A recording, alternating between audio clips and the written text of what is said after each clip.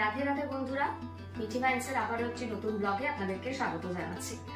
আর আজকে সকালবেলা রান্নাঘরে চলে এসেছি। তার আগে স্নান করে নিয়েছি, পুজো করে নিয়েছি। তো সকালবেলা এসে গরম জল বসিয়ে দিয়েছি, যেটা আমি ফ্লাক্সে এখন ভরবো। আর এদিকে ভাত বসিয়ে দিয়েছি। তো চলুন গরম জলটা ঢেলে নেওয়া যায়। তো চলুন চটপট করে এবার গ্যাসটা অফ করে দিয়ে ফ্লাক্সে একদম সুন্দর করে জলটা ভরে নিই। এই কাজটা শেষ হয়ে গেলে এরপরে চলে যাব হচ্ছে পুজো দিতে। তো চলুন, বাইরেটা একটু অন্ধকার রয়েছে যেহেতু অনেক সকালবেলা উঠেছিলাম। তো এরপরে সুন্দর করে সাজিয়ে নিয়ে চলে গেলাম পুজো দিতে।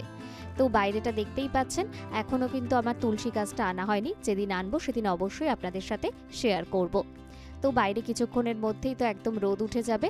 তো তার আগে ভালো করে প্রণাম করে ঘরে চলে এলাম। আর এই হচ্ছে আমার গোপু সোনা। দেখুন তো কেমন লাগছে দেখতে।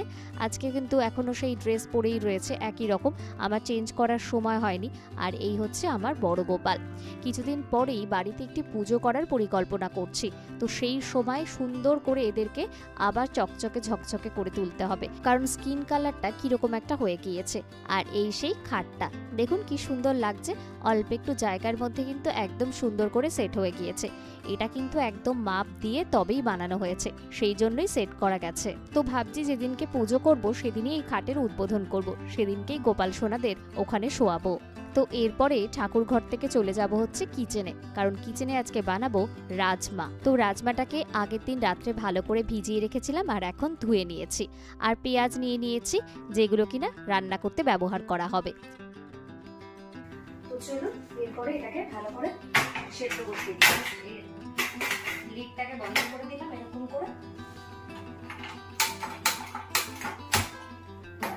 এবার এটা ততক্ষণে সেদ্ধ হতে থাক, আমি ততক্ষণে সবজিগুলোকে কেটে নিই। তাদের সাথে এবার কি কি মশলা নেব, রাজমাটাকে সেদ্ধ হওয়ার পর কেমন লাগছে সবটাই আপনাদেরকে দেখিয়ে দিচ্ছি। তো এটা হচ্ছে রাজমা, তার সাথে হয়েছে একদম পুরো ধোয়া বেরোচ্ছে।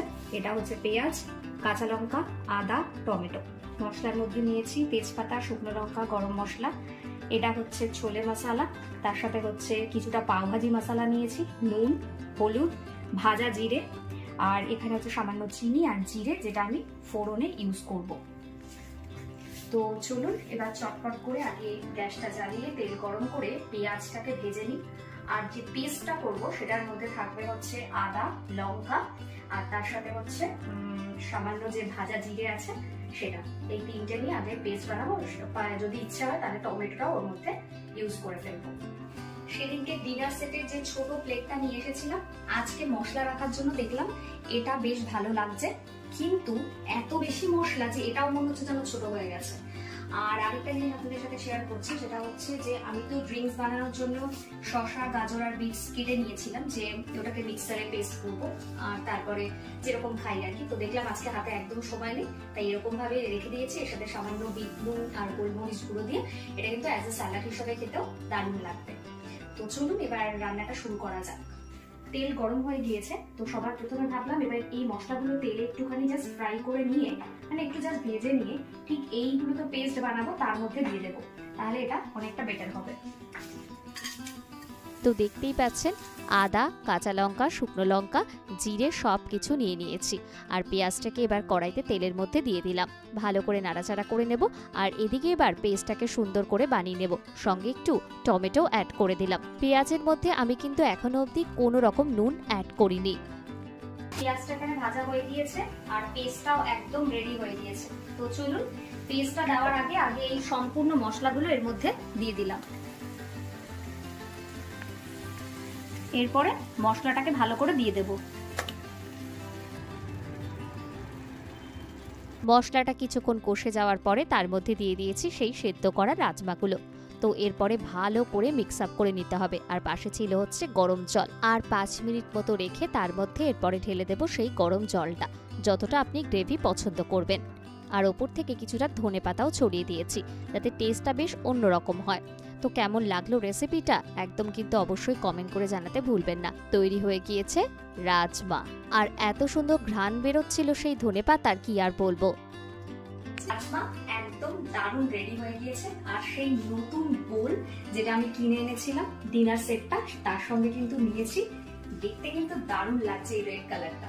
তো আমাকে যে দোকান থেকে দেওয়া হয়েছিল, নিঃসন্দেহে দারুণ সেটটা হয়েছে। তারপরে কিছু ভিডিও শ্যুট করার জন্য এই প্লেট সহ নিয়ে গিয়েছিলাম বারান্দায়। তখন সামান্য আলো আসছিল, মানে রোদ পড়ছিল।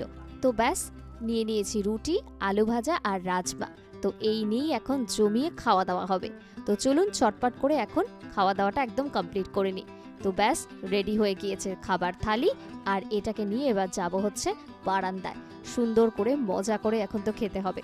তো আপনাদের এই মিনি ব্লগগুলো কেমন লাগছে অবশ্যই কমেন্ট করে জানাতে ভুলবেন না। আর অবশ্যই চ্যানেলের পাশে থাকবেন। এইভাবে রোজ দিন ব্লগ বানানো যারা বানায় তারা জানে যে কতটা কষ্টের ব্যাপার। অনেকটা সময় কেটে যায় একটা ব্লগ বানাতে, সেটাকে এডিট করতে। তো সেই কারণেই বলবো অবশ্যই চ্যানেলটিকে সাপোর্ট করবেন, তাহলে আমি এগিয়ে যেতে পারবো।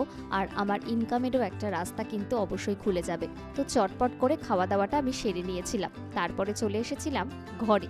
তো দেখলাম প্রচুর চকলেট রয়েছে, তো সেটাকেই সুন্দর করে সাজিয়ে একটু ভিডিও বানিয়ে নিলাম। আমার তো দারুণ লাগছিল। এই দুটো চকলেটের মধ্যে আপনাদের কোনটা কোনটা পছন্দের অবশ্যই কমেন্ট করে জানাবেন কিন্তু। কি ছোটবেলার কথা মনে পড়ে গেল তো? আমারও কিন্তু তাই হয়েছিল। যাই হোক, এবার দেখাই যে আমার কোনটা পছন্দের। ঠিক এইটাই। তো আমি তো এতগুলো চকলেটের মধ্যে অনেকগুলোই খেয়েছিলাম, আর পাশের বাড়ির কিছু বাচ্চারা এসেছিল তাদেরকেও দিয়েছিলাম। যাই হোক, অবশ্যই চ্যানেলটির পাশে থাকবেন, চ্যানেলটিকে সাবস্ক্রাইব করে দেবেন, পাশে বেল আইকন প্রেস করতে ভুলবেন না, তাহলে সমস্ত নোটিফিকেশন আপনার কাছে পৌঁছে যাবে। তাহলে আজকের ব্লগটা এখানেই শেষ করছি। সবাই খুব ভালো থাকবেন। রাধে রাধে।